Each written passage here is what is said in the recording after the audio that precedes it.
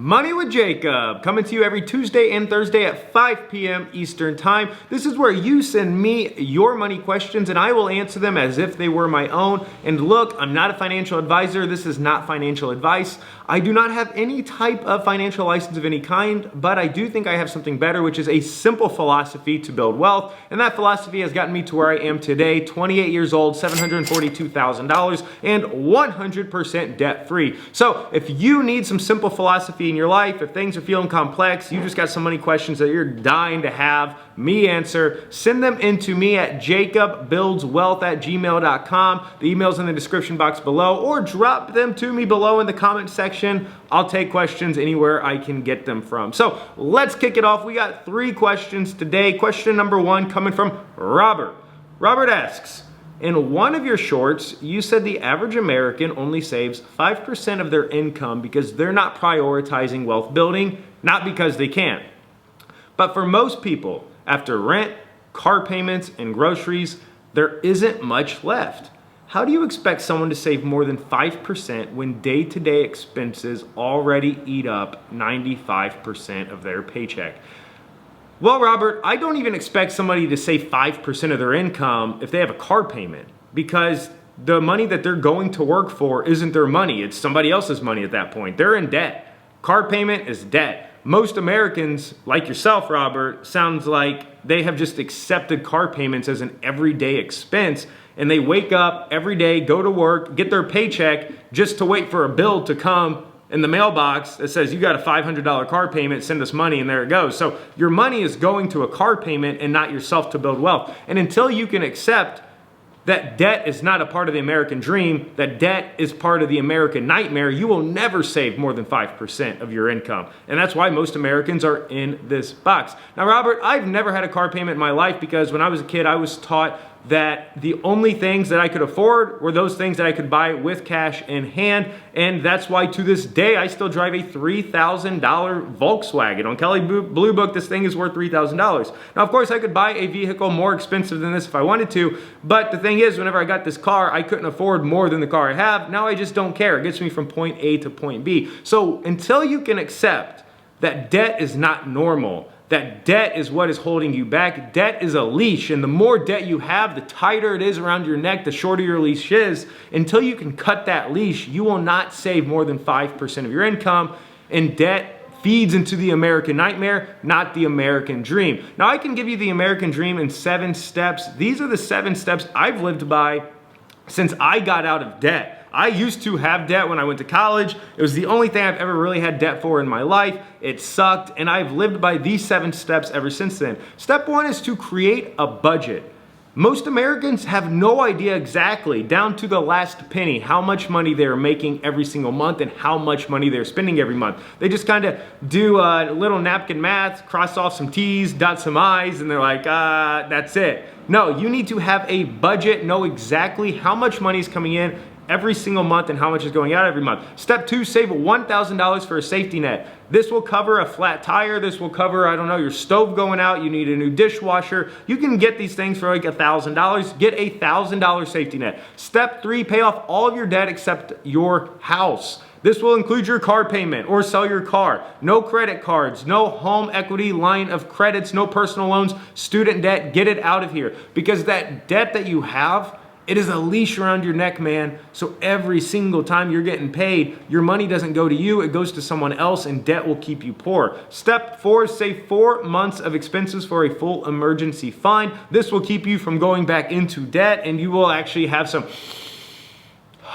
peace in your life. You can lose your job, something bad can happen, you can get sick, you can afford 4 months of your expenses, you got an emergency fund, and you're not risking going back into debt just to survive. Step 5, invest minimum 15% of your household income. I have always been doing this. Sometimes I've been saving upwards of 50 to 60% of my income, because the more you save and invest, the richer you'll get, the faster you'll get rich.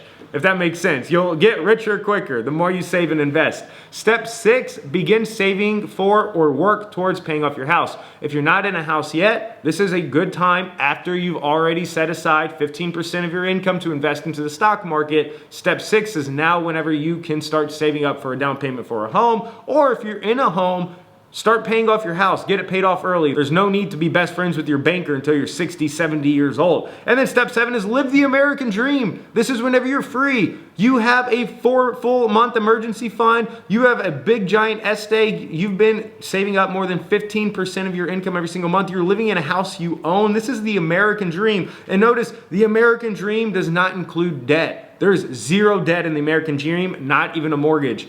So if you want to start saving more than 5% of your income, Robert, these are the 7 steps that I would follow, that I have been following to do it. And if every single American would follow these 7 steps, they too would be able to save more than 5% of their income. Now let's go on to question number 2, coming from Will. Will asks, I saw a video where you showed your $730,000 portfolio, and all I saw were ETFs and index funds. Do you not own any individual stocks? If not, I'm curious why. It seems like adding one of the Mag 7 names could be an easy way to beat the market and not take on too much extra risk.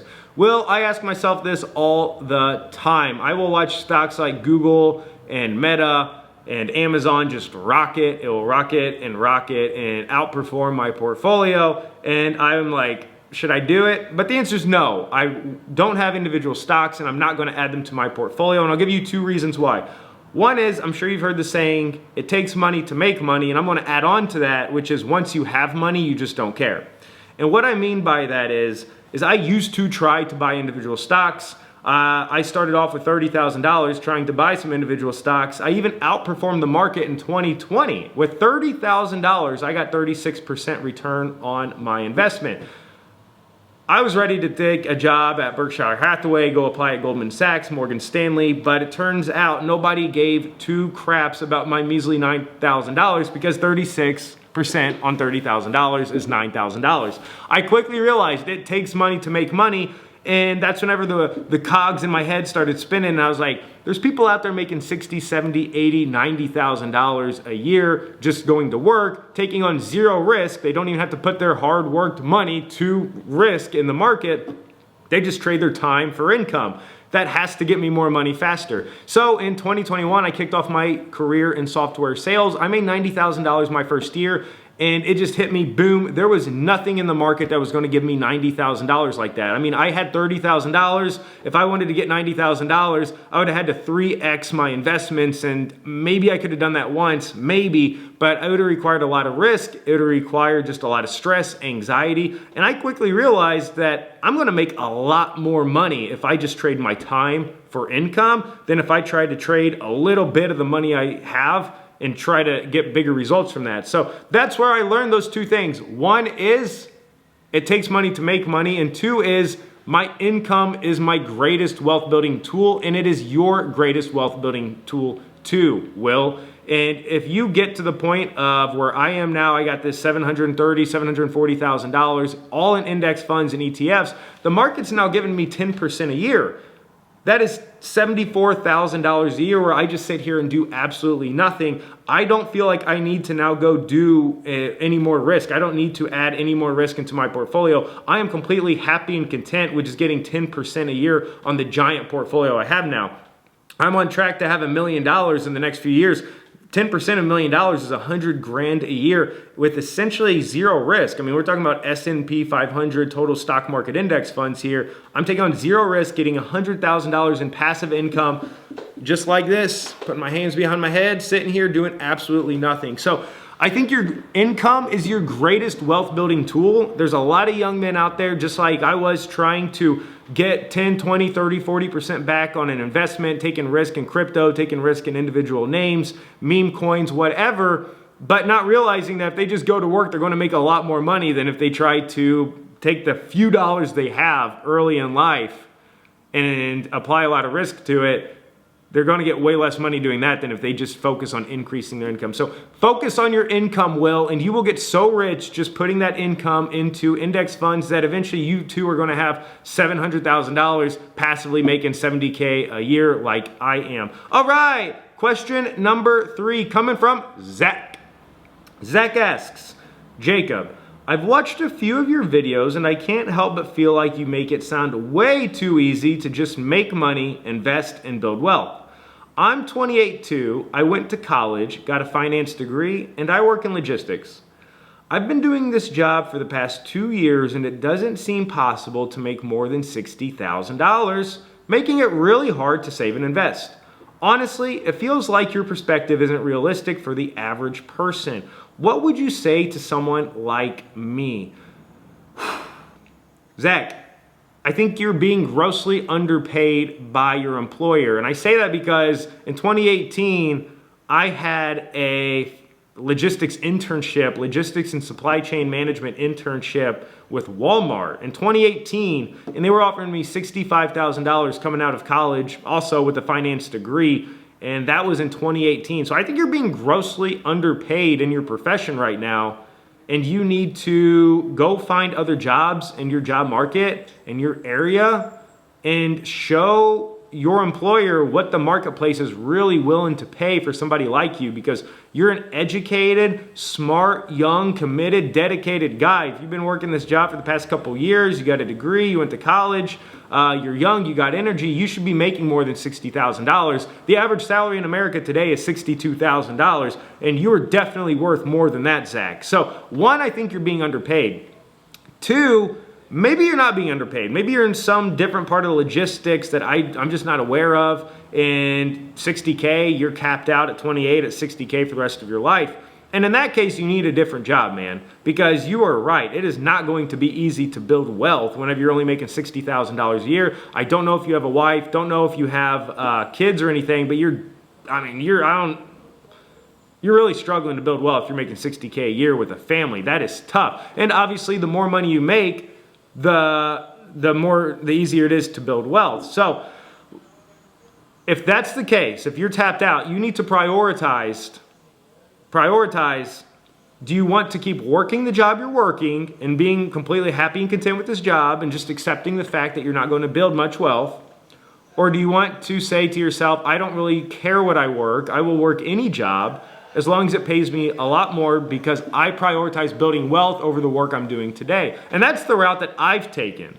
And I will actually say that building wealth isn't easy. I've never said building wealth is easy. I think building wealth is very hard. It requires sacrifice, determination, discipline, and a lot of delayed gratification. And I've been selling software for the past 5 years, making over 6 figures just year after year after year. This year alone bringing in 160K. And I have not liked my job at all. It's not the job I was wishing for when I was 18 years old. Definitely not the job I was telling my parents I'd be doing when I was 10 years old. But whenever I got to 22, 23 years old and I said, I want to start building wealth, I said, I'll start selling software. So if you're looking for a new job, somebody in your organization today is making over $100,000, and I would go to them and ask them, what do they do to get to where they are? Somebody else in your finance or logistics area is definitely making over 6 figures. If you're willing to completely do an absolute career makeover, I can tell you right now that outside of C-suite executives, salespeople are the highest paid people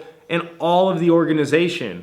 And that is because sales is the lifeblood of all companies. It doesn't matter how good of a product a company has, how good their marketing team is, how good their customer support is. That company is not going to live if nobody buys their product from a salesman. And salesmen with uncapped commission will sometimes make even more than C-suite executives. I see them out there making $100,000, $200,000, $300,000 year after year after year. So if you just want to jump into something that you know for sure is high paying, you are incredibly qualified to get into sales. I would probably hire you if I was out here hiring again in my sales world. You're educated, you're young, you're committed, you got a degree, you are ripe to start making 6 figures in sales. So there we go. There were our 3 questions for the day. Don't forget to send me your questions at jacobbuildswealth@gmail.com or drop them below in that comment section. I will answer them from wherever. See you next Tuesday.